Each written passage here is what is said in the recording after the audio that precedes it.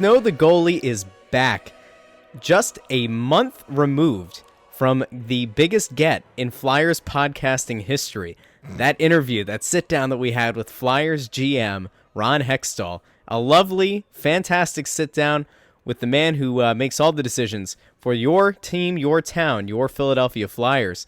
We took a month off. We did not plan a month off. This is the reality of working at Crossing Broad and having to deal with me every day is, for some reason, we were not recording for a month. So Anthony is back, and it took, I think, a war of words across a few podcasts between Crossing Broadcast and Crossed Up, a Phillies podcast, about how baseball is a terrible sport and how no one should watch it because, you know, obviously nobody wants to.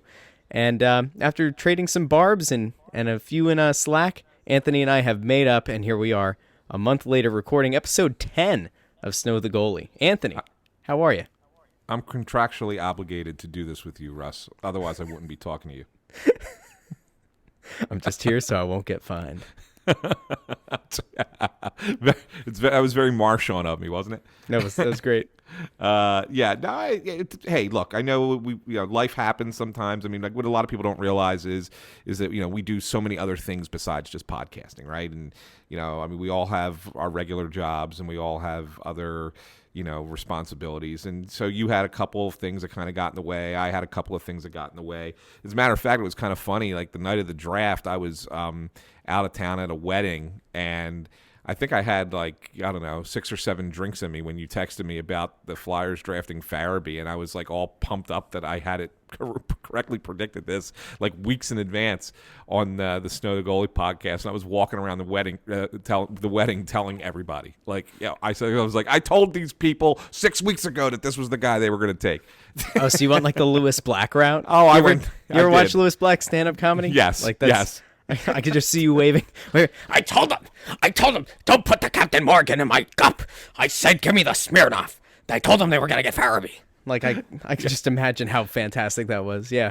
It's funny. Yeah. So yes, I was a little fired up. Of course, I didn't see the second pick coming. I didn't see Jay O'Brien coming after that, but I don't think anybody did. So that's good. It was fun. But yeah, we kind of missed. Missed some draft talk. We kind of missed free agency, although and the Flyers did have a one big name signing in free agency in James Van Riemsdyk, which we did again. Welcome back. We also talked about that on this podcast as did. A possibility. So if you go back and listen to one of our episodes where we actually discussed the real possibility of, I said I wasn't thinking it was going to happen, but I didn't completely dismiss it. Yeah, I think I threw his name out. We were going back and forth about the wild scenarios. I think I threw out what if they went after Rick Nash and Ilya Kovalchuk? That didn't happen. Right. But yeah, about what happens if they bring JVR back on a team friendly deal. We'll come back around on that contract. But yeah, it is funny, it's something that we often catch heat for over with Crossing Broadcast about how we're not the most regular with our podcasting, where we used to go Monday, Wednesday, Friday. It's essentially whenever a certain somebody named Kyle decides to wake up to his alarm or whatever. And right. No, but it's always funny because for the last couple of weeks there have been people, and this is I guess always a good sign. It means that people care. The last few weeks, people have been saying, hey, where's Snow the Goalie at? And we were working on trying to get a guest for this episode. And what tends to happen, at least on my end, I guess when we go to record, is if you drop me a line that you're working on trying to get someone, I'm like, all right, well, we can push back a day or two. People are going to be happy if we have somebody on, and it'll be okay. And then somewhere along the line, that gets to be hey, the Flyers got back to me, but we're just kind of waiting on a couple things, and a couple days becomes a week, and then a week becomes 2, and then here we are. But I would argue that not necessarily is it quantity at this point in the offseason, it's quality. And the fact that people can go back and listen to the last couple of episodes, even before the interview with Ron Hextall, you've been calling for the better part of, I think, a month and a half prior to the draft about Farabee. And we talked about JVR, and I think we even talked about the possibility of them, moving on from guys, thankfully, like Val Filppula and Brandon Manning, who both got contracts, I think, on day one of free agency. Good God, there are a lot of bad GMs in this sport.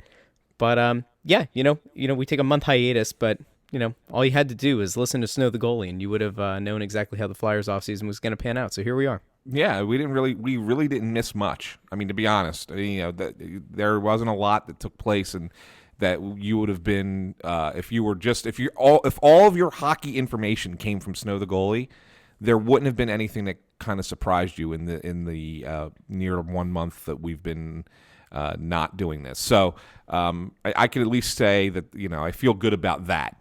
Moving forward, that that we still at least provided the audience with the potential.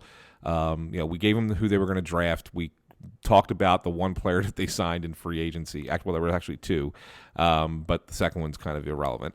And now here we are. Here we are, recording July 11th, and it's going to be a quiet 2 months around the Flyers, I think. But it's going to be interesting. It's going to be an interesting summer as we approach September, because the one thing that I don't think a lot of people realize is that, okay, so training camp's in September, right?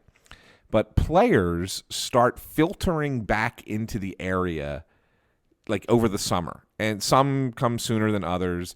And usually the big names are closer to September. Like a Drew won't show up until like the week before camp or a few days before camp opens.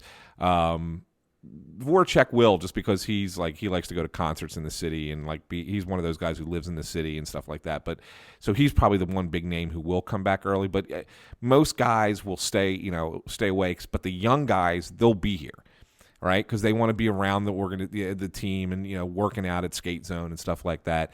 And so they'll start filtering back. And so the opportunity to potentially talk to these guys and get a real sense for what the team feels like, as you're going into the season, when you can catch them, on a downtime and there's not a lot of media around and stuff like that, you get a real better feel for what they're thinking as players in August. I think August was always my favorite month as a hockey writer, because that was always a time when I would just wander over to Voorhees on a random day, catch 4 or 5 guys, no other media around, and we just sit around and BS, right? And you get a real sense for what the team thinks about itself going into the season. It's always I'll tell you, it was always a slightly different feel than what they presented to you when the cameras were rolling. So it's that's kind of always an exciting time for me, because it's not really, you're not breaking any news, or you're not writing, all these great and interesting stories, but you're really gleaning information there, and you're really developing relationships there, and it's a good time. So we're really only kind of like a month away from that. So, all we really have to do is kind of tread water for the next month or so, and then all of a sudden we'll have some real interesting content for the podcast. Yeah, it's really exciting, I guess, when you start to kind of look ahead and realizing that we're not that far away from hockey. Like, we are and we're not. Luckily for you, you've got such an interest in the Phillies that, that will last you through the rest of the summer. And I've had the World Cup for the beginning of the summer, and that's getting ready to wind down. Go Croatia! And yeah, man, that game. Did you watch it? No, and we're not discussing it.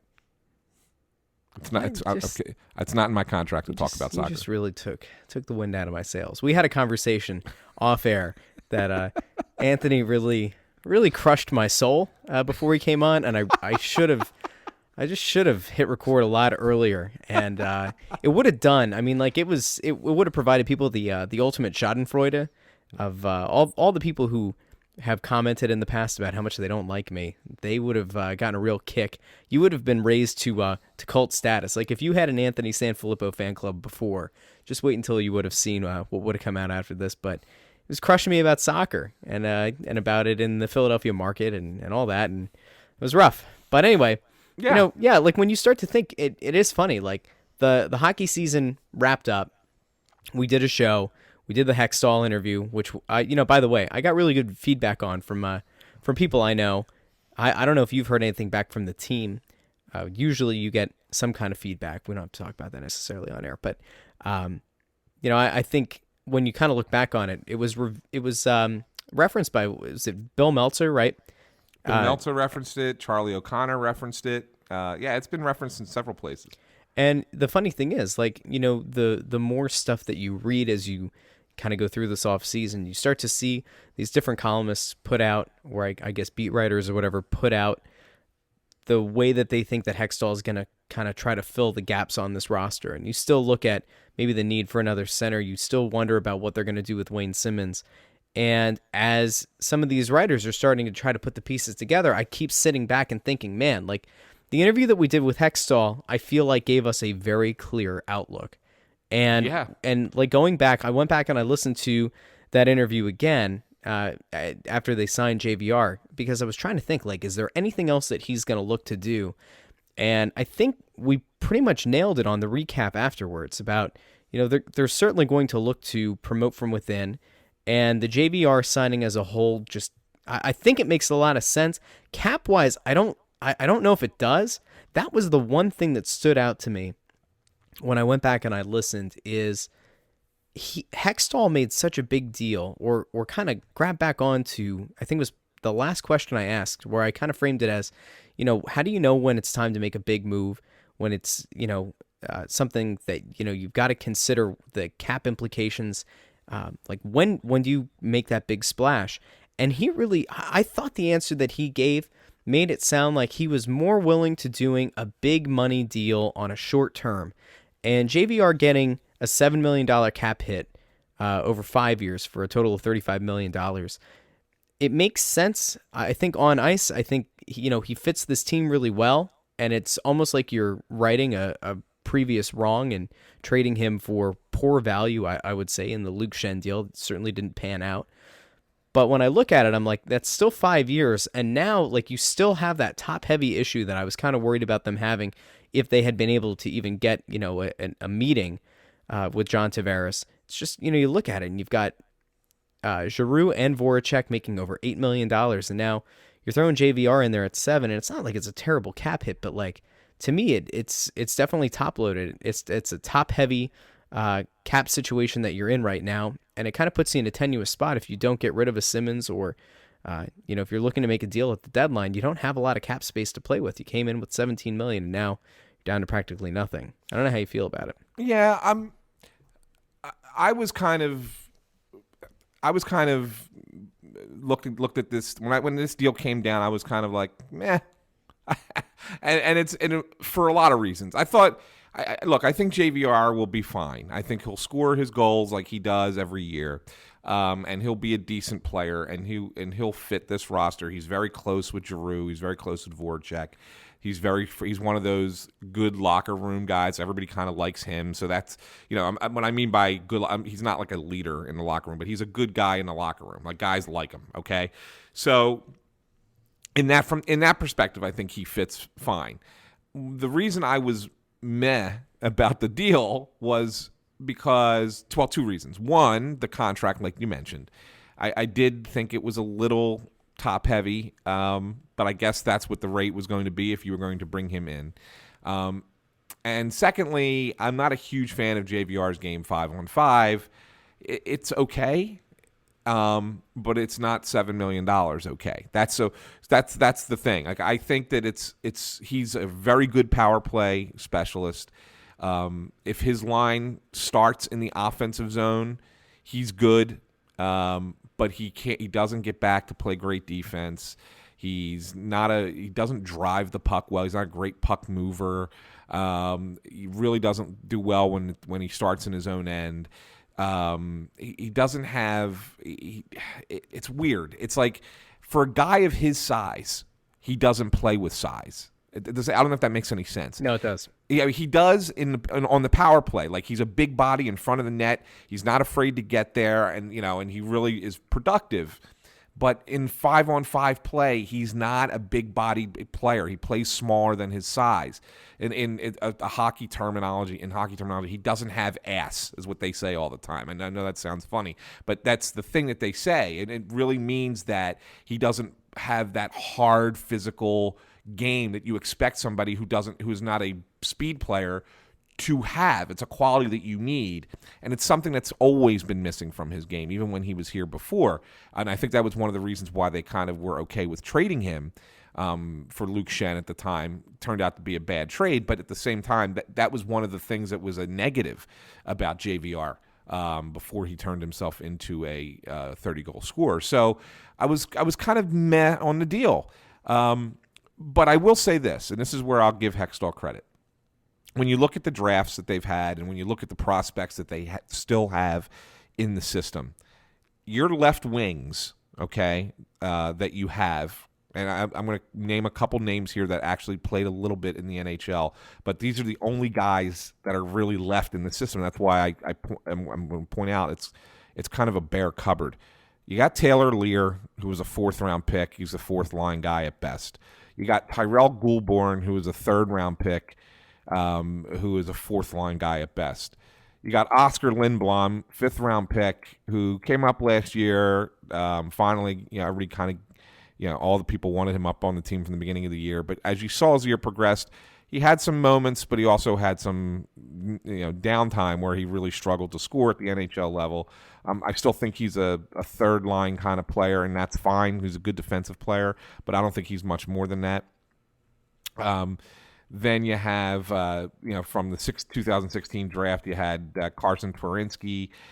He's not ready, and he's not considered to be a top-end guy. From the 17 draft, you got Isaac Ratcliffe, who has a little bit of upside and may eventually make it to the NHL, but you're not looking at a top-line scorer there. And Matthew Strom is the same thing, right? So that's why they drafted Farabee 14th overall in first round this year, because they needed a left winger who could be productive down the line.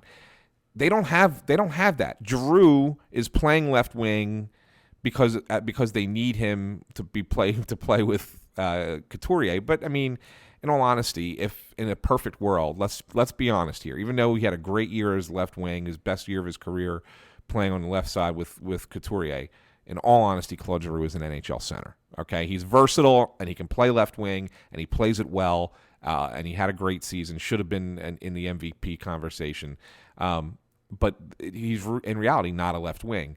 And then you had nobody else, so you went out and you got the top scoring left wing available in free agency. So you can't knock Hextall from that perspective. But when you really break it down and really kind of look at it, there are negatives to this, but I think Hextall's perspective on it is the positives probably outweighed the negatives. Maybe not by a lot, but they certainly did. And so that's why this was the target and the one big move that he made in the offseason. I think overall, I'm fine with the JVR deal. I'm a little bit disappointed. I think one of the other guys that we had mentioned, I think pretty much any other team wanted to be connected with, was John Tavares. And I guess the way that I kind of look at Tavares is he was obviously the number one guy on the market, and I guess the closest comparison is kind of like what happened with the Sixers going after LeBron James, right? Like, I think the difference here is, from all accounts, LeBron's people meeting with the Sixers was more of a courtesy. And so then you kind of have to come away with it. I guess you have to look at it one of two ways. Would you rather have the meeting with the guy or with the guy's representation and have it be a courtesy meeting, or never get the meeting in the first place and never be let on?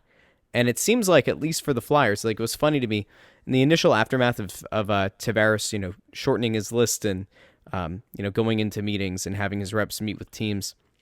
It seemed like the number one thing that, I don't want to call them clueless, but like clueless Flyers fans kept screaming from rooftops was, the Flyers have all this cap space.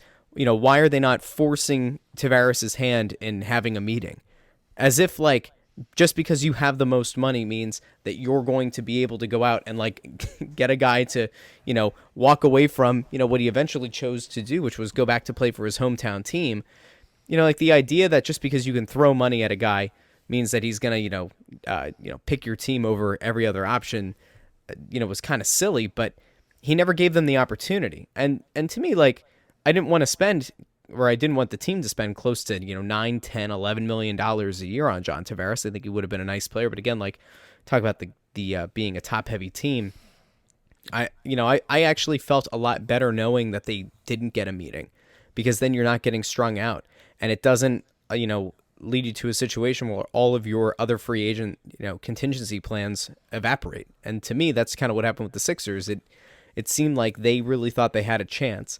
And because they put all of their eggs in the LeBron James basket, they missed out on a lot of other free agents that could have helped them. And, that's another podcast for another day. But, I think for the Flyers, it ends up working out. And you see what happens when you miss out potentially on the top free agent available. But, you're able to kind of readjust your focus. And if the Flyers ever thought that they were going to have a chance with Tavares, at least he let them know right off the bat. He didn't, leave them standing outside in the rain on prom night. Yeah, I got two responses to that. The first is that you're right, and it's good to take the view the way that you took it, in the sense that the Flyers were never in contention there, so you can't yell and scream that they didn't push that envelope. It wasn't going to happen. I mean, Tavares gave a list of 7 teams, but in reality, how many of those 7 teams really had a chance? I don't think it was anyone other than Toronto and the Islanders. I really think that that's what it came down to. I think that Tavares really liked playing on the island, would have liked to stay there. The Islanders went out of their way and brought in Lou Lamoriello to be the GM there, or president, whatever his title is officially, and to kind of to really try and save Tavares and prevent him from leaving. And the only place that could pull Tavares away from the Islanders was the team he grew up cheering for, which is the Toronto Maple Leafs, where he was from. And of course, Toronto Maple Leafs are a contender for a Stanley Cup, and now you add in such a big name star that really kind of makes them, I think they're the favorite in the East, at least, going into the season. So that's kind of a thing, and so that's kind of how it happens. So you're right to look at it that way. But I do sympathize with the fans who are, bellowing from the backs of their throats as loudly as they can, that this wasn't a thing for the Flyers. And I'll tell you why. Because it got to a point where we were used to being the city that competed every year for the top players in free agency in Philadelphia. Like, there was never a doubt that the Flyers were going to be in the mix. They may have overspent for the wrong player at times, but every July 1st, there was going to be a present under the Christmas tree, right? Well, not only just a present, but even if it's the biggest present that was available, like, the Flyers were going to be a potential landing spot, okay? I mean, they always were going to be. They were in on everybody, and that was because that was the Snider mantra. Ed Snider always wanted the best toys, and that's so he would go after them. They didn't always get them, but you always kind of were looking for it. And then, of course, if they didn't get the one that they wanted the most, they would go get 2 others or 3 others. And so you always had something happening. So to hear Tavares say that, here are the teams and the Flyers aren't mentioned, like, if you're conditioned to believe that you're supposed to be in that conversation all the time, and now all of a sudden you're not even in that list, like, you're not even being considered, and then the GM says, well, yeah, we would have liked to have been on that list. It's almost like, what happened to my team? What happened to this franchise and to this organization? And so when you sit back and look at it, and the fans, obviously, they get frustrated and upset and loud and blah, blah, blah. And when you sit back and analyze it and say, okay, well, why is that the case? It's partially that Ron Hextall is a little bit more conservative as a general manager than previous GMs, but it's not completely that. This is not completely on the general manager at this point. This is an organizational choice. And the organizational choice since Ed Snider's death has been to kind of try and blend into the crowd and not be the team that everybody just assumes is going to be in on every big name player, okay? And I'm not certain that that's the right way to go. And that's not Hextall. That's beyond Hextall. That's above Hextall, okay? And whether now, this is where you have to make a determination, and it's hard to delineate.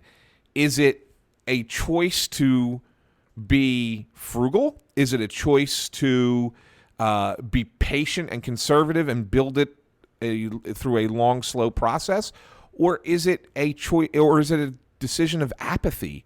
Whereas the people running the show over there, really running the show, I'm not talking about Paul Holmgren and Sean Tilger. I'm talking about the big Comcast bosses. They care more about building a building in Center City than they do about winning a Stanley Cup. And that's the big question. And I'm not 100% sure what it is exactly, but there's a lot of stuff happening around that company in a lot of different capacities, not related to hockey. And it leaves people, and what they're doing leaves a lot of people scratching their head on those business fronts. So it makes you wonder if that also translates to the way that the hockey team is being run. And I have to sit here and say today, on July 11th, that if I was making an educated guess, and that's all this is not sourced information. This is not anybody telling me this. This is me having covered this team for 18 years and seeing how things have developed under the ownership of prior ownership with Ed Snider and the current ownership of Comcast Cable and NBC Sports. And I start to think that this is something that it's just there. Like the Flyers are just a thing for them. It's not. They're just a division of the company. And it's not anything. There's nobody there driving the ship saying, we've got to win, we've got to win, we've got to win, except for the hockey people who are hockey ops people. But you need, in any successful sports venture, you don't just need the sports operations people, hockey ops, basketball ops, baseball ops, football ops. You don't just need soccer ops. You don't need these people trying to win, pulling the same rope, rowing that, paddling as fast as they can. You need the big money to have that same drive and determination. It's why the owners are handed the championship trophies and not the coaches and general managers and players right away, right? The championship trophies are initially handed to the owners, and those owners have to be 100% committed to winning. And I just get this gut feeling that these people from Comcast aren't that. It's just kind of there for them. And that's disappointing, especially in this city where people are so passionate about their sports teams, and the Flyers fans specifically, who lived for 50 years under the guise of, we are going to try to win every year. And they did try to win every year. No matter how much criticism they faced year in, year out, they pushed for that championship trophy every year. They might have been misguided at times, but they did try. And I'm not 100% sure that that's what we're getting on the corporate level with this team. And that's where the disappointment lies for me. So I know that kind of, I don't know if that kind of, answers what you were kind of trying to say when it came to this, but I think that that's where we've devolved to with the Flyers franchise. And I hope it changes. I just hope something happens in the near future. I hope they really care about it and fix it, or they sell it to somebody who does care. Well, you know what, Anthony? If somebody had jumped in about midway through that, I think we could have said that you were guest starring on It's Always Soccer in Philadelphia with Kevin Kincaid. You just described pretty much anything that any Philadelphia Union fan has ever felt. So, kudos to you on that. That's pretty much a direct parallel. The only difference, of course, is that the Union have never had success. But other than that, yeah, I mean, it's essentially the same thing. It feels like, you've got a corporate shell of an owner, and the difference, of course, is between these two teams at least is Comcast Spectacor has plenty of money. It's just they're in a financially tight situation, I guess. Like they've got a salary cap. MLS doesn't really have that, so. Whereas Union fans like me, struggle with the idea that for being in a top sports market, we have an ownership group that is just flat out cheap and does not invest money well. With this Flyers team, the crappy thing is, and you brought it up before and you just mentioned it again, it's almost like this rudderless boat. And like at the website, right, like on Crossing Broad, it was a thing in the past week that people at NBC Sports Philadelphia have been let go. It feels like there's not much of a direction. Nobody seems to know what's going on there. And I mean, that's on the media side.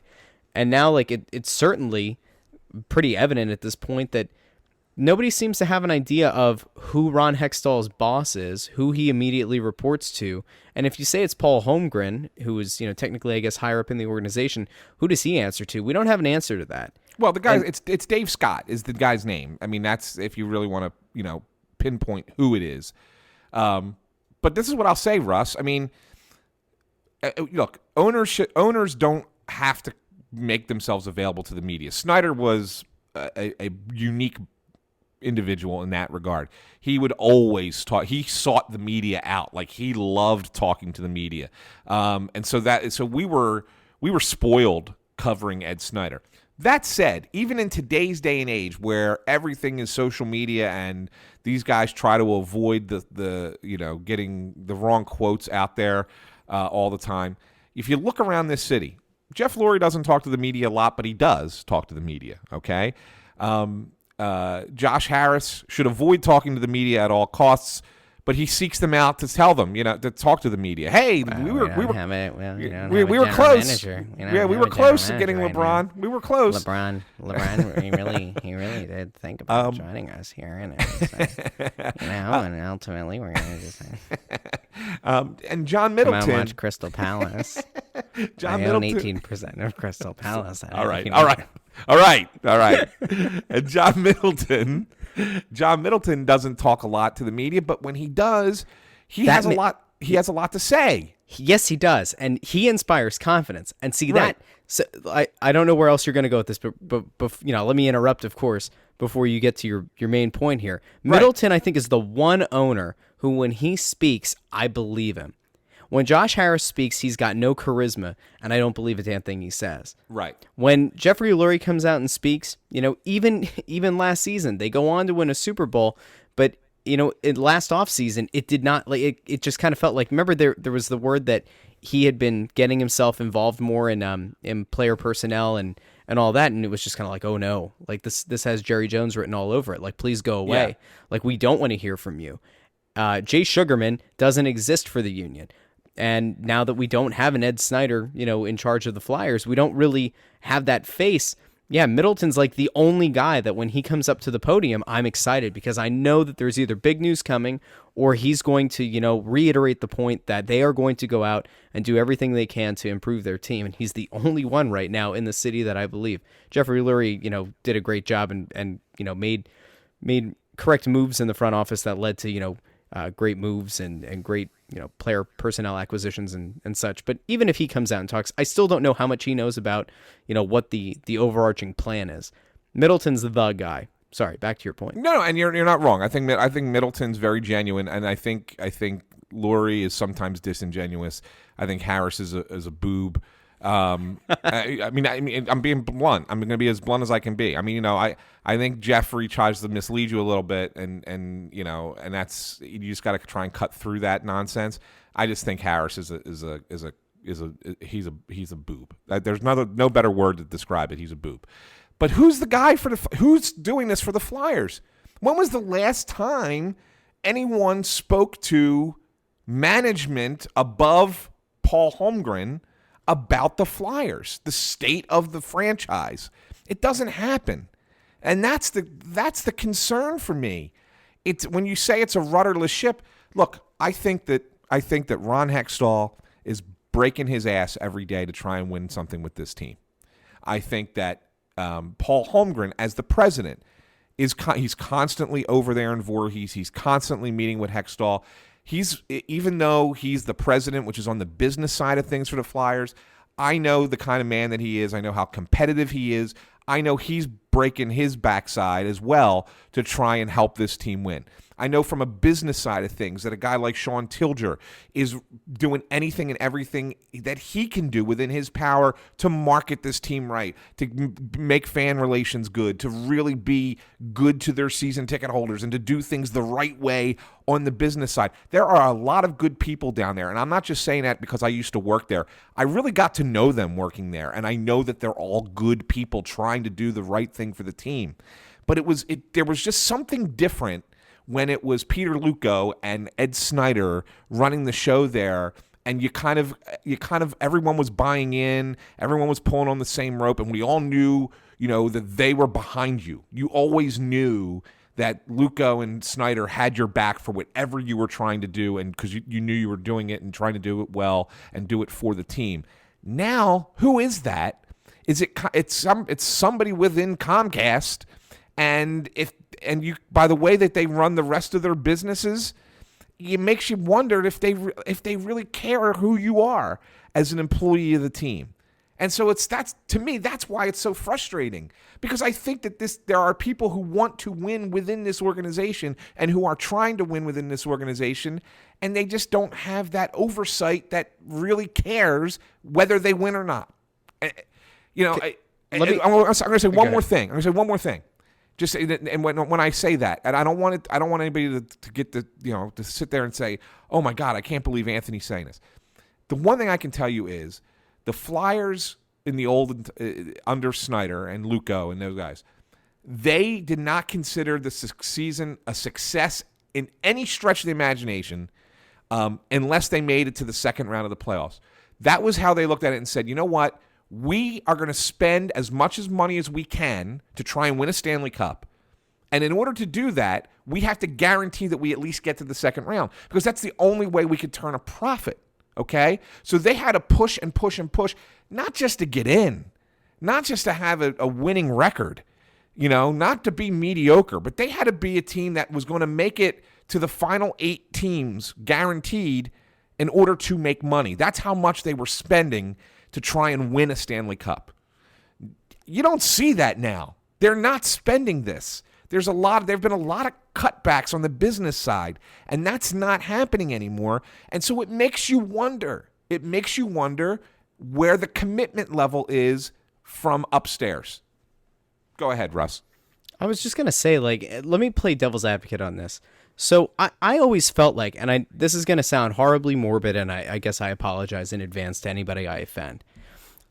The last few years of Ed Snider's life, I felt like, and I said to other Flyers fans, I felt like the only time the Flyers were going to be able to finally move on and become the best version of whatever they were supposed to become in trying to become, caught up to the rest of the league and catching on to emerging trends was going to be like either the death or the walking away of Ed Snider. And, on one hand, I think that having a guy who's kind of larger than life, a guy who seeks out the media, a guy who's, out in front. I mean, to me, he really was like Jerry Jones.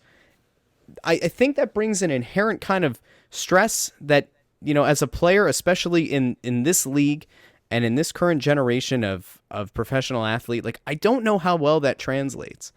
And, on one hand, it was great to have the guy. And I'm sure that, for somebody who covers a team who wants a quote and wants to have things that are, interesting for articles, having a guy like Snider out in front is great. But I'm not so sure that somebody like him being out in front of the cameras would jive so well with, a team in this current NHL. And I feel like for as little success as this team has had in terms of winning a Stanley Cup in the last 40-odd years, it feels like, and even when we talked to Hextall, there were a couple things that he said about, making the 2018 version of, the Broad Street Bullies, or he said of the 70s teams or something. I forget what the exact quote was.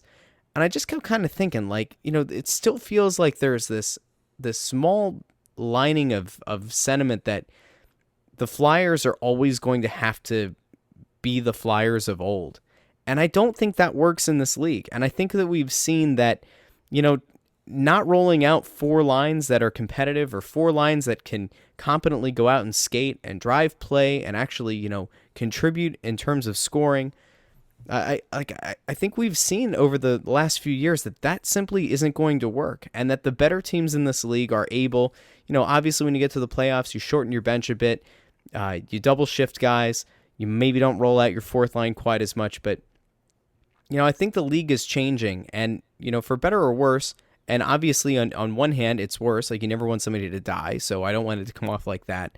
But on one hand, I think the death of Snider has kind of ushered in this new era of Flyers hockey. But the problem is, I guess on one hand, if I'm saying that, him being out in front of the media maybe doesn't do a whole lot because it puts on an unneeded pressure on younger players, I guess you can also make the other argument that having him out in front means that it is taking a lot of those bright lights away from the kids, and it kind of allows them to potentially, if they don't let that kind of pressure get to them, it allows them to kind of go under the radar. So I don't know. Like, I don't feel like this team has, their direction totally figured out, because I think for as much as Hextall is trying to fix this team and is trying to kind of move them along, I still feel like there are certain things that philosophically they believe need to be done that I'm just not sure the best teams in the sport are still buying into. And I think at some point they've got to continue to turn that page. I just don't know how long it's going to take them to get there. And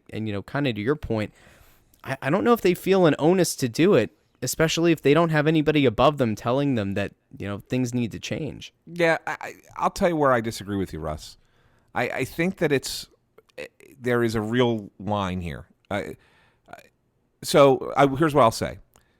You're right that when Ed was certainly a larger than life guy, and he was it was great for us as media members. But there were times when Ed, made a demand internally that probably hurt the team more than it helped them. Ilya Bryzgalov is a great example. Okay, after the 2011 playoffs, when Laviolette was rotating 4 guys in goal and they all stunk. And there was a meeting, and Snider said, "This will never happen again. Go get me the best goalie available." And, it's this Bryzgalov guy. Go get him and give him whatever he wants. And they paid him all that ridiculous money, and then it was a disaster, and they're still paying him now to not be there. So that's an example of that's the Jerry Jones side of Ed Snider. But here's the thing with Ed. He really kept you sharp. He really made sure that you were going to do your job and do it better than anyone else could possibly do it. And at the same time, while he had those great expectations of you as an employee of his, he took care of you. And so when you look at the players who played for the Flyers under Ed Snider as an owner, they were really taken care of by Snider. It's why they all stick around here. It's why they come back here after their careers are over and they live here.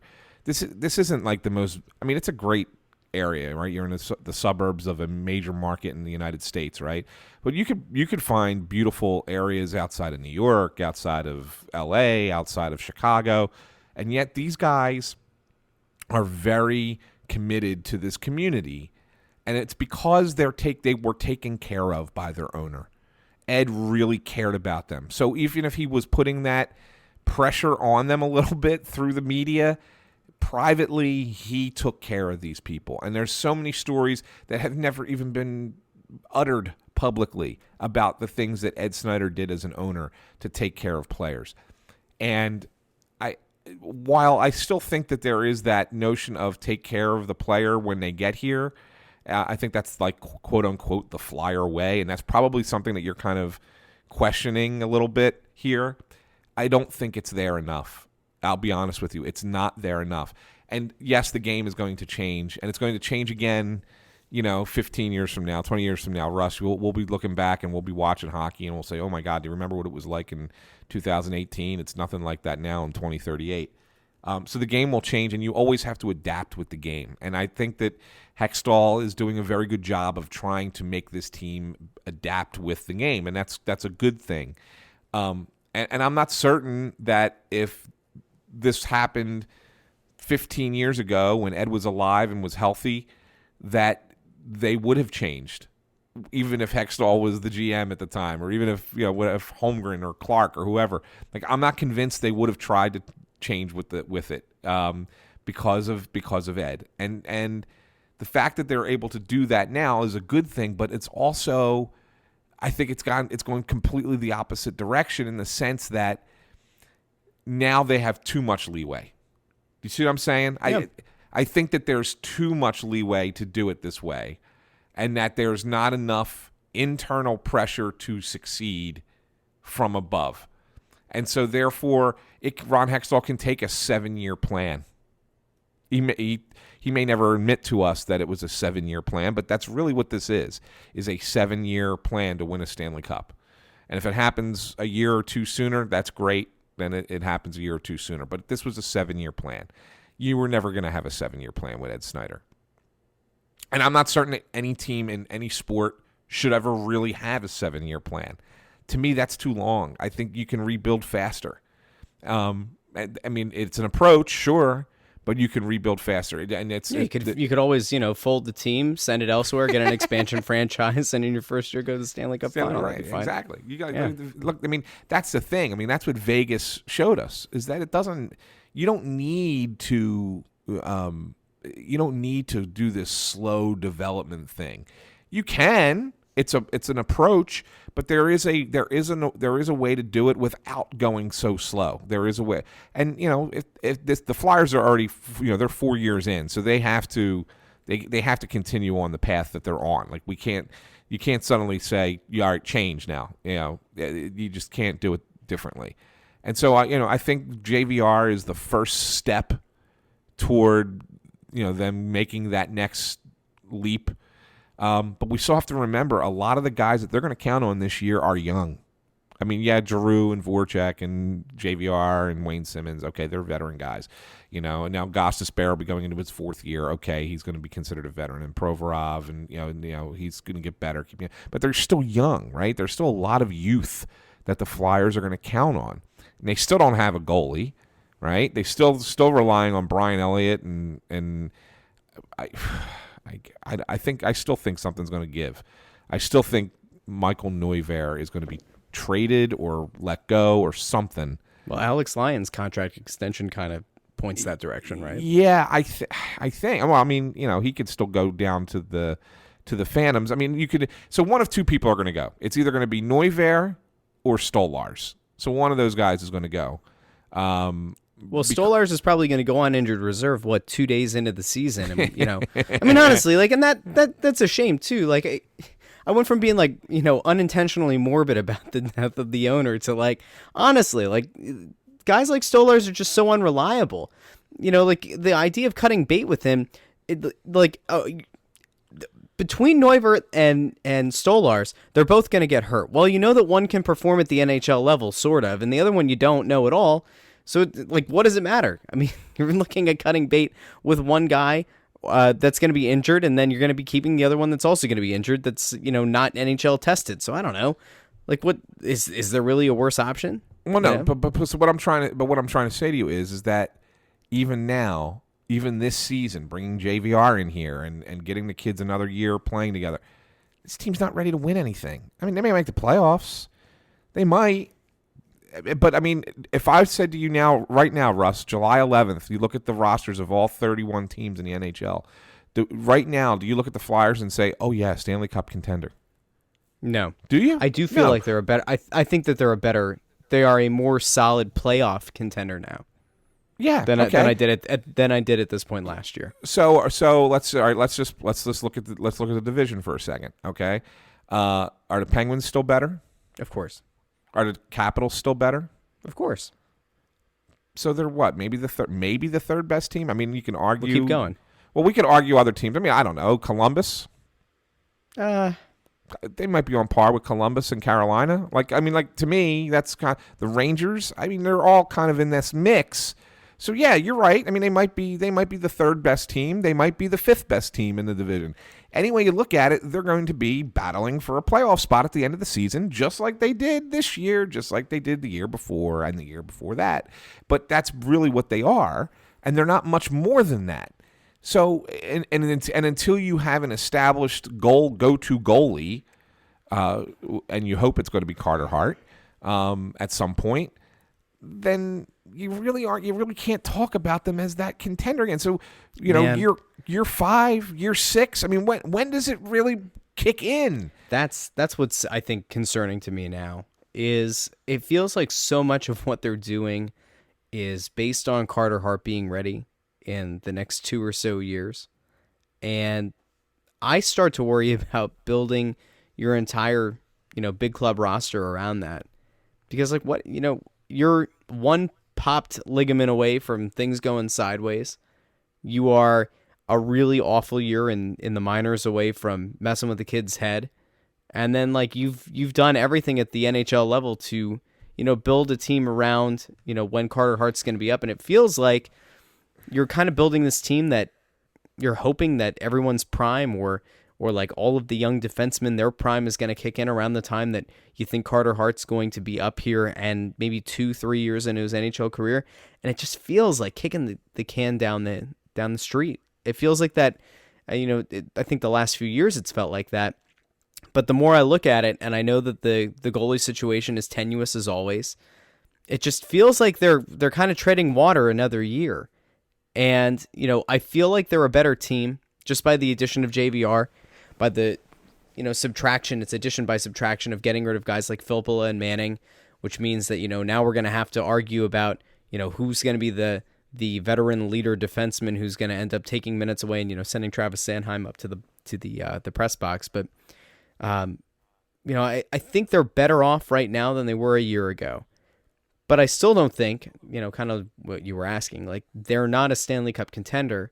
And I think the only way for them to get there is to make yet another trade. And even if you go out and get a guy like Erik Karlsson, which we talked about, on the last few episodes, I still don't think that makes them a Stanley Cup contender. I think it makes them a much better team. So like maybe instead of being the third or fourth best team in the division, like maybe it helps you leapfrog somebody.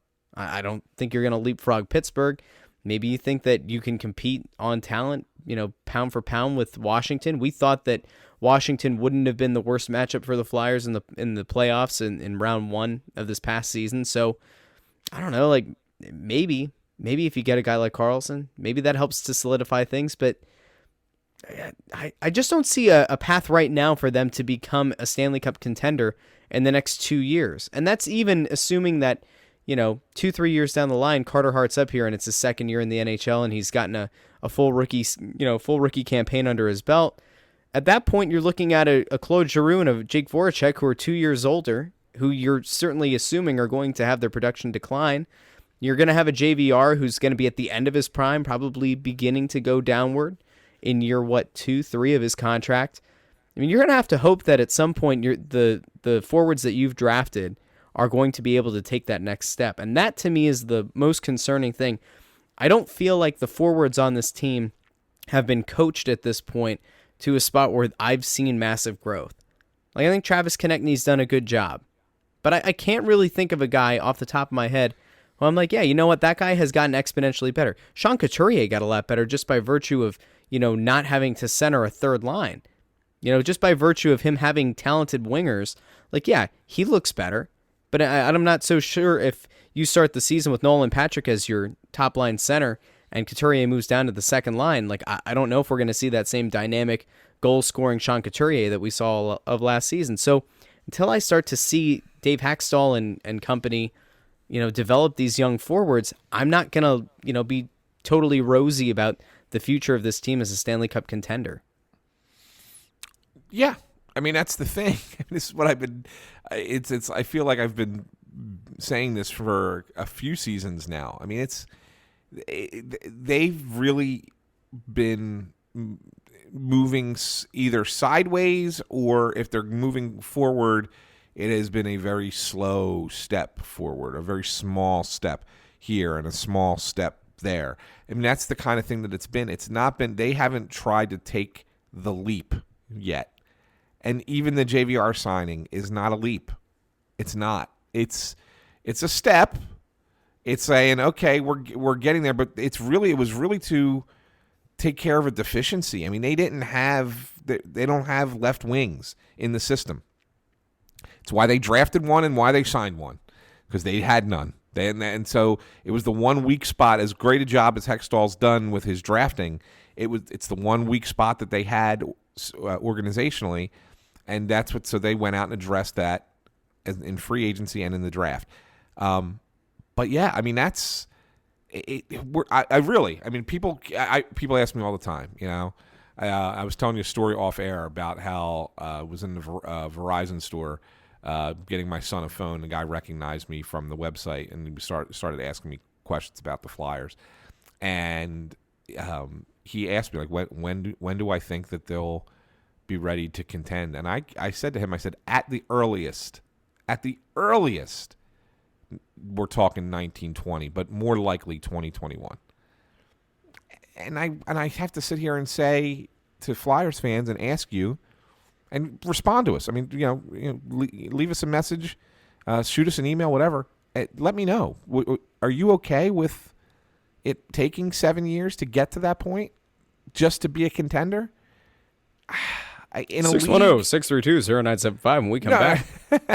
No, but in a league where there is so much parity, because it's not like what the Sixers did, right? I mean, what the Sixers were doing was they were tanking to try and get a superstar who will then sustain their championship chances for multiple years, or two superstars. And then you got Simmons and Embiid, and now they go out and look for the third piece to try and really solidify that. And so you sit there and say, okay, well, was I willing to wait 5 years? But then I know that for the next 10 that they're going to be one of the best teams in the league. Okay, that's one thing. But with hockey, you can't do that, because unlike the NBA, where you can get the same finals 4 years in a row, that's never happening in the NHL. Never. Not in a salary cap league is it ever going to happen. So, and it's hard to win in a league that has as much parity like that. So the question is, are you okay with a 7-year wait to just be in contention? Do you see what I'm saying? Yeah. And there's no guarantee that once you're in contention that you win. And even if you win, there's no guarantee that you're going to win multiple times. You know what I'm saying? Like, so it's really a risky proposition that the Flyers have undertaken here with this process. And I'm not sure that it's the right way to go. I'm just not. And they're trying. And if you look at what they have coming in the farm system, it's arguably the best farm system in hockey. I mean, Vancouver's got a really great farm system, but I think the Flyers are probably right there. I mean, it's an excellent farm system, but it's going to take time, and you don't know. I mean, you never know, which ones are going to hit and which ones aren't. They have a lot. I mean, they have six goalies. Let's just put that out there, okay? You go back and look, and I'm not even counting, other than Carter Hart, who's going to be in the AHL. When you look at what the Flyers have done goaltending-wise just since 2015, they drafted Sandstrom, Tomek, Fedotov, Carter Hart, Kirill Ustimenko, and then this year they drafted Samuel Ersson, Swedish goalie. That's a lot. Most teams don't draft that many goalies. So they have depth in goal. They have depth on the blue line. They have some centers. With that, you go out and they drafted the Jay O'Brien kid this year, who's going to take 4 years because he's going to go to college at Providence University before we ever even consider him for the Flyers. But then you got Morgan Frost, who had a great year last year. They still are high on Herman Ruptsov, even though he didn't have as good a season as they would have liked. So I mean, they got centers. They got a couple wingers, Wade Allison, who they think is going to play in the NHL, and Isaac Ratcliffe. And then, of course, they drafted Farabee. This team is incredibly, incredibly deep prospect-wise, but that's only because those guys have projection to be NHL quality players. You never know what they will be. I mean, and the example I'll give you is, like, for example, Scott Lawton. Okay, let's look at Scott Lawton for a second, Russ. Scott Lawton was a first-round pick, 21st overall. Okay, he's played now in the NHL last few years, parts of the last 3 years. Do you look at that and say he was a successful draft pick, 21st overall? I guess. As a fan, was that a successful draft pick? I'm not convinced that they put him in the position to be successful, but no. 20th. I'm sorry, he was 20th overall, not 21st. No, anyway. I mean, I guess not. I don't know if he ever got a fair shake. Honestly, like that's where I'm at with Lawton. Like, I think that Lawton has shown at different points throughout his career that I think he could handle a better workload. I think he could have potentially, made his mark higher up on a better line, but they seem to really want to have him carved out on that fourth line. And so I think in this past year, like, maybe he showed flashes that, he could do whatever it is that they want him to do. But I mean, I guess if you're looking at him as a first round pick, then no. Like I guess at that spot you would hope that you would have a guy that's better than a fourth line center. So I guess it's a failure based on the way that they've played him. That's fine, and I will tell you that I think it's a success. And I only say that because I think that a player drafted at any point in hockey who makes it to the NHL and then sustains a career there in the NHL is a success. He may not be what you wanted him to be. They may have drafted Scott Laughton and thought he was going to be a second-line center, which I believe 6 years ago when that draft occurred, that's kind of how they thought it was going to be. They thought, here's a kid who we think's got some upside, can will maybe be a good two-way player, score some goals, and be a solid second-line center. I think that's kind of what they thought when they drafted him. He obviously has NHL ability. He's going to last in this league for a while. He's kind of changed his role now to be more of a defensive forward, more of an energy guy. He's going to kill penalties this year. He's going to be a valuable player that you need on a roster, but he's not going to be what they originally thought he was going to be. That doesn't make him a failure. It just means that he's not an overwhelming success. He's just, okay, we have a hit on a guy who's an NHL quality player. Not quite what we thought, but he's still an NHL quality player. Okay, good. And the point that I'm using Scott Laughton as an example for is, so you have all this talent and all, in the minor league system, but what is their ceilings may be high, but what will they be? And if they all are Scott Laughtons, well, then you got a bunch of guys who can play in the NHL, and that's great.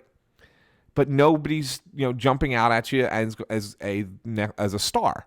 Okay, now I think Nolan Patrick will be a star player, and he's a draft pick that will ultimately. And I think you're going to see tremendous growth in Patrick just from last year to next year. And I think that alone is going to make this team better. A fully healthy offseason will go a long way. Yeah. Yes, I do believe that. I do believe Nolan Patrick will make the Flyers a better team in 2018-19.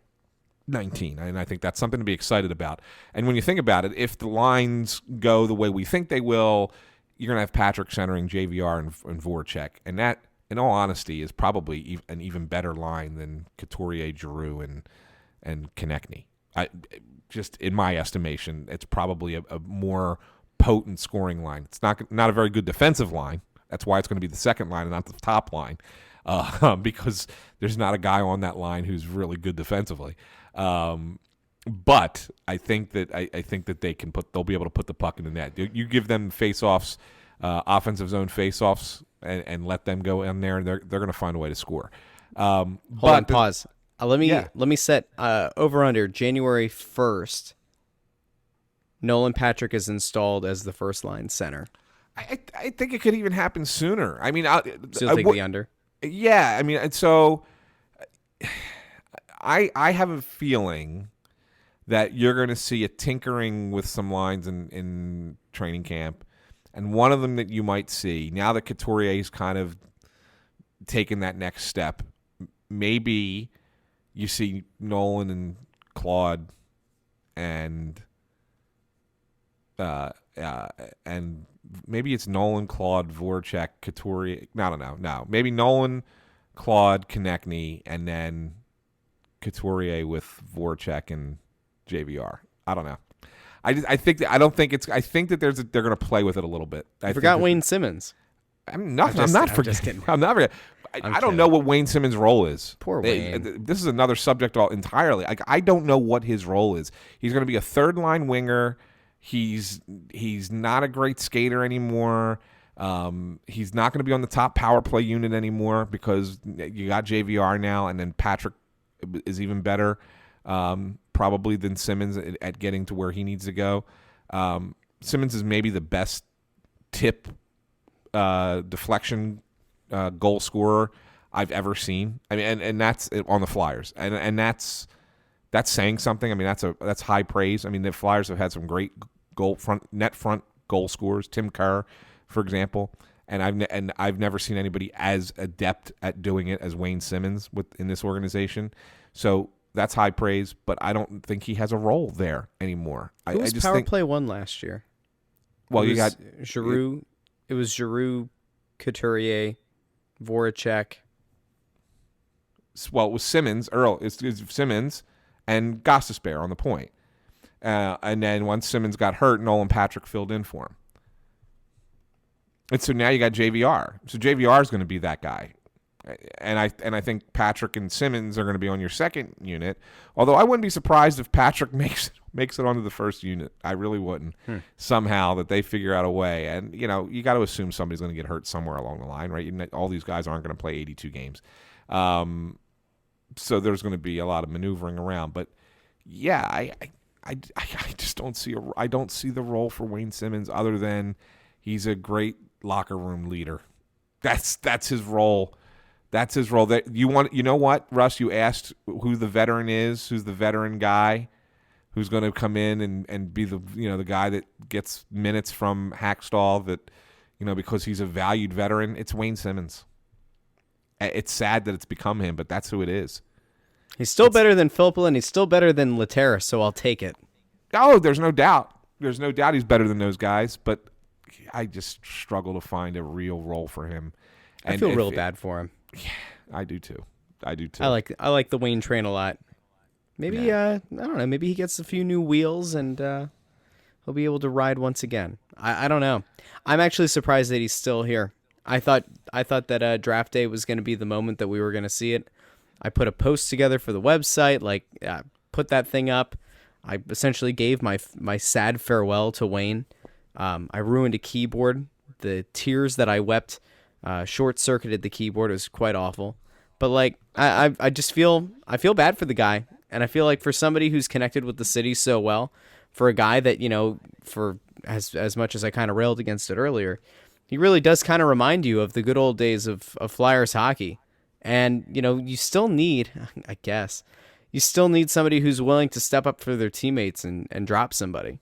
And Wayne, I think, has shown better restraint recently in not getting himself thrown out of games or getting himself 10-minute majors for whatever. But I don't know. I feel bad that it's kind of come to this point where he's being forced out, but I do think that they would regret getting rid of him. It's this kind of weird spot that I think they could be in because again, this core, for better or worse, has shown that they have stretches where they can't stay healthy. And, Simmons went out and played the majority of last season with, a tear in his hip. He had multiple injuries throughout the year. And, I don't know, maybe he comes back and makes a name for himself again. He doesn't have that drastic, downfall that we kind of expect to see from him. I don't know, maybe he rebounds and you end up being able to, for the first time in a long time, roll out 3 lines that are actually competent in the NHL.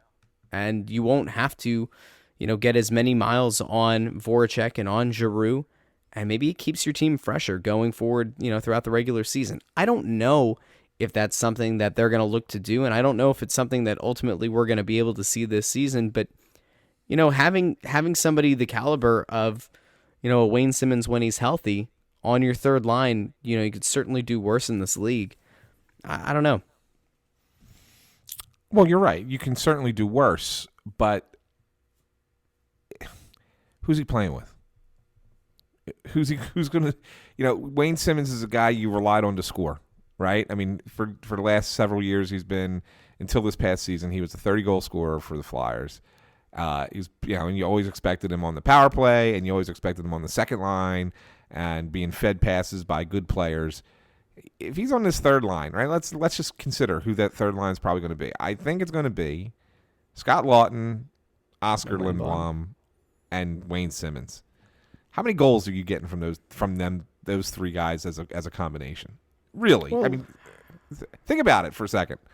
I mean, think about it. I mean, Lawton is not a goal scorer. Lindblom, as much as people want to think he is not a big-time goal scorer. I mean, Lindblom scores 15 goals. You're excited, okay? So which one of those 2 guys is really a playmaker that's going to get Simmons the puck? Yeah, they're not there. Yeah. Right?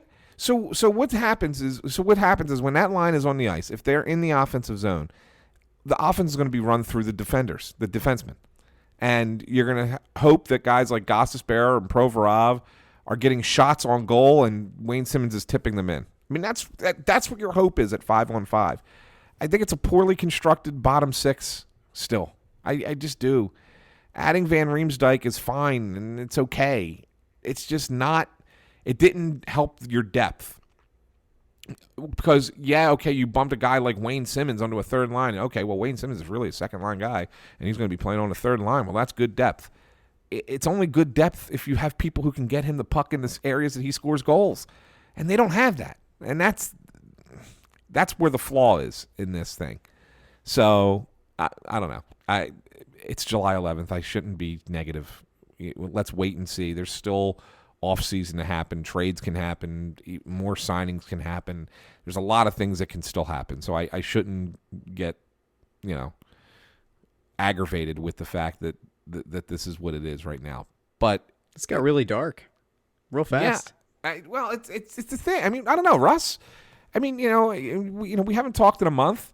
And a lot's happened in this league, and there's a lot of teams that are chasing players and chasing, chasing a playoff, not just playoff spots, but chasing, contention for a Stanley Cup. And I think everybody got kind of caught up in the Vegas thing last year, and you could see it. Like you could see teams saying, "Well, geez, if Vegas can do it, so can we." And that's why there's so many teams trying to improve this summer and really kind of put themselves into that category of contender.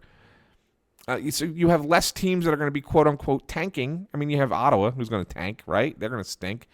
Vancouver's still got some time. They got to get back on track. But I mean, they have a great little farm system coming. But really, I mean, how many teams are really going to Buffalo? How many teams are tanking? Not many. So I think you have a lot of teams that are going to make that push this year, and it's going to be even that much more competitive and that much harder just to get into the dance. So, as of right now, I'm not supremely confident with the Flyers. I'm at the same place I was at the beginning of last year when someone said, give me the chances that the Flyers make the playoffs. I said 50-50.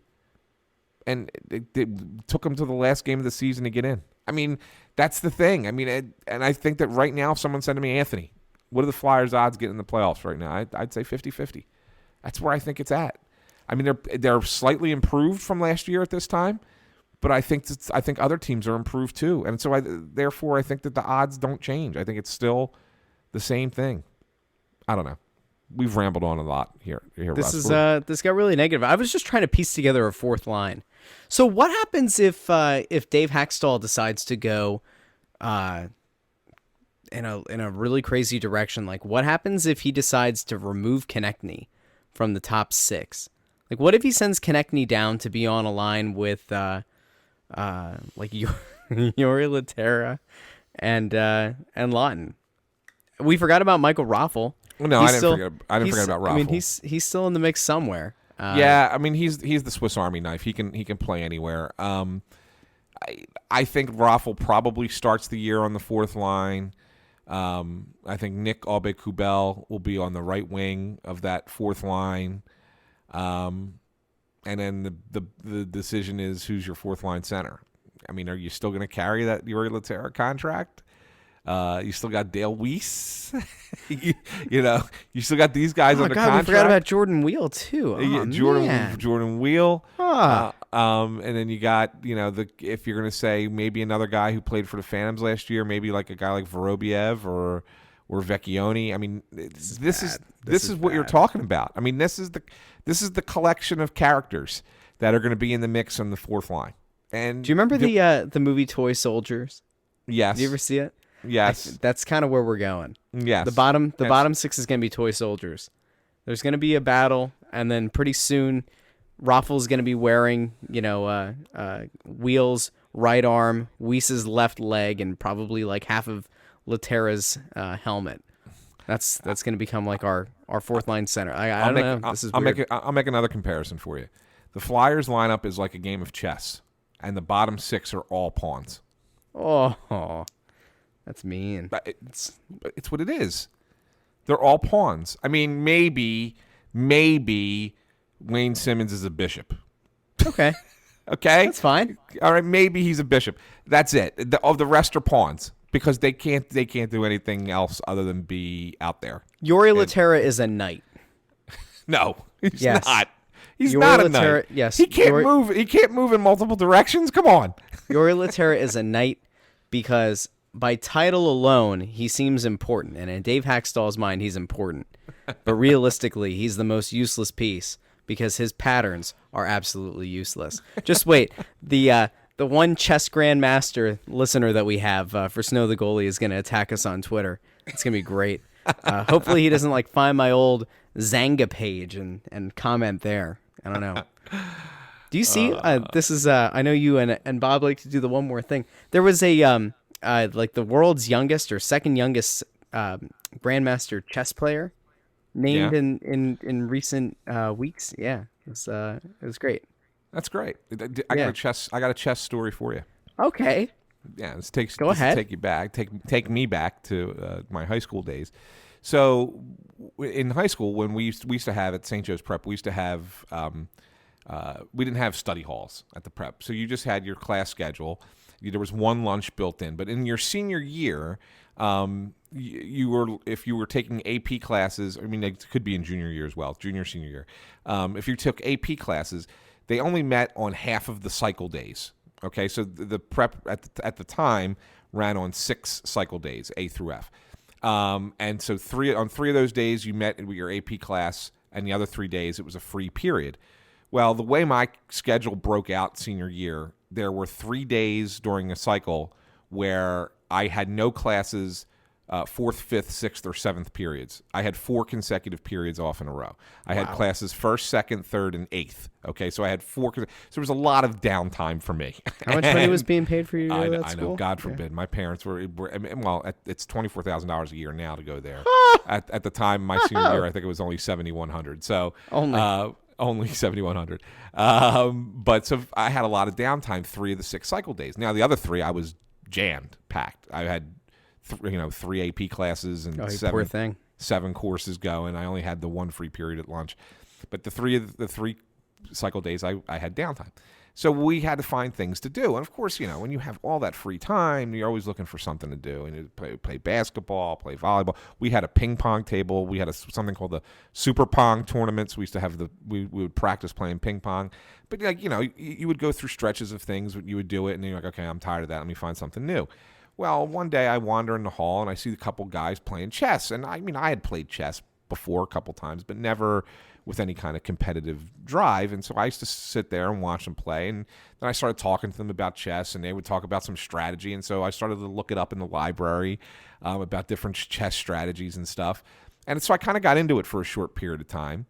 And so I remember going, during a couple of those free periods and playing chess with some of these guys. And a couple of them happened to be on the chess team. So one day, I guess one of the chess players who was on the chess team was sick and didn't show up, and another guy had detention. So they were short a player. So one of the guys from the chess team asked the coach, "Hey, I have a guy who plays chess with us at free period. Can we bring him on the team to play in this chess match?" And they said, "Yeah." And so the coach's strategy was, since I was not on the team, they were going to put me against the number 1 ranked player on the other team to take the loss, to hope that but because of that, our number 1 player would then play their number 2 player, and then number 2 would play their number 3, and so forth, to try and improve the chances of winning further down, instead of making me go up against the number 5 chess player. So they put me against the number 1 ranked chess player in the Philadelphia Catholic League that year, and I won. Wow. So they were so fascinated, right? They loved it. The coach was like, "Oh, can you come back and do it again?" And I remember saying to the coach at the time, I said, "I think I will retire with a perfect record." So my lifetime Philadelphia Catholic League chess record, 1-0, 1,000%. That's incredible. I always thought you were smarter, but that I'm pretty sure that does it. There you go. There you go. That's my chess story for you. All right, well, let's finish up with a fun game of Name That Flyer. Go ahead. Are you ready? All right, this Philadelphia Flyer played 4 seasons in the orange and black. Okay. And over his 4 seasons, he finished with a plus-minus of +3. He also was a Flyer who had 3 of those 4 seasons racking up at least 160 penalty minutes. Who is that Flyer? Wow. That could be any number. And did you give me a position or no? Oh, man. So 160 plus penalty minutes per season? 3 out of 4. 3 out of 4 seasons. And he only played 4 seasons with the Flyers. Yep. Okay. And was a +3 total. Yep. Darian Hatcher.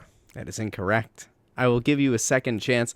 I will tell you that this man played for the Flyers from the 2001-2002 season all the way through 2005-2006. Jeez.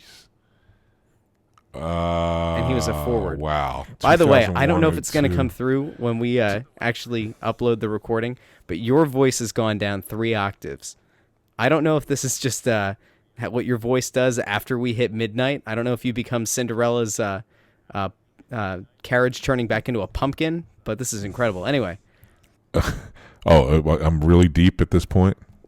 Ridiculously. Oh, man, I actually hope this stays. A lot of You bass. sound like you're going to Luther Vandross? Yeah. Oh, very well. Yeah. You're almost like Andre the Giant. No, it's not that bad. Come on now. No, it does. Oh my God, It's this is incredible. I do find that my voice gets deeper as the night goes on. No, it's easily like 3 octaves lower. All right. Okay. 4 seasons. 4 seasons, 01, 4 02 seasons. to He 05, had- 06. Yeah, don't cheat. And he was a forward. Point, I'm not. His point totals, 19, 25, 13, and 9. Well, I'm trying to think of who played at that time. He scored 3 goals in his Flyers tenure. 3 goals in his. Oh, no, hold on. Sorry. I was reading the wrong thing. Never mind. Scratch that. Okay. All right. So 160 penalty minutes. Played at the so he was on the 04 team, went to the conference finals.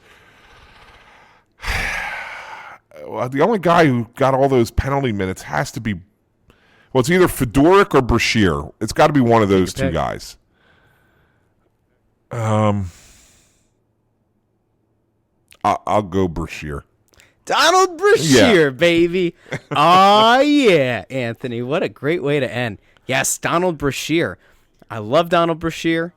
I wish we could bring him back, and I'm pretty sure that he would still beat Yori Laterra in an end-to-end skating battle. So we'll have to see.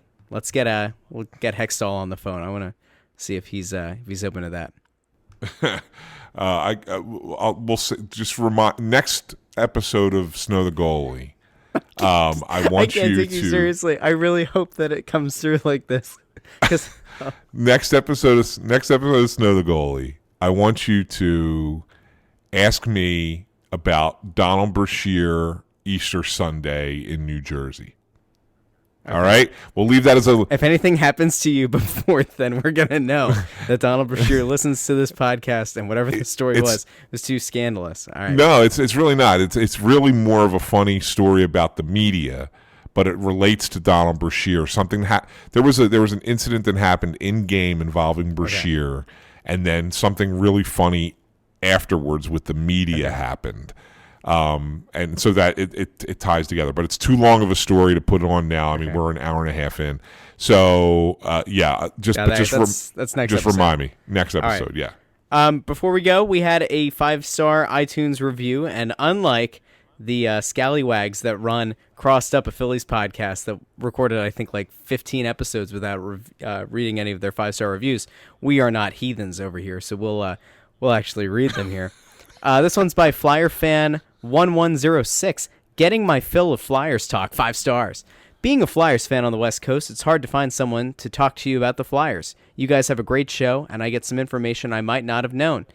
Thank you for all you do, and keep it up. I'm sure there are a ton of Flyers fans across this country that appreciate your podcast. I know I do. Here's to you, Flyer Fan 1106. you get a 5-star review from us, a 5-star rating as a reviewer. So put that one on the good old fridge. Some gold stars for you, sir or ma'am. Anything else, Anthony? No, I'm just going to keep talking real low for you, Russ. All right. Can you can you say you want me to so you know what you should do is you should catch me like this when you need to get your kids to sleep, and I could talk, you just put the headphones on and I'll just talk real softly for them.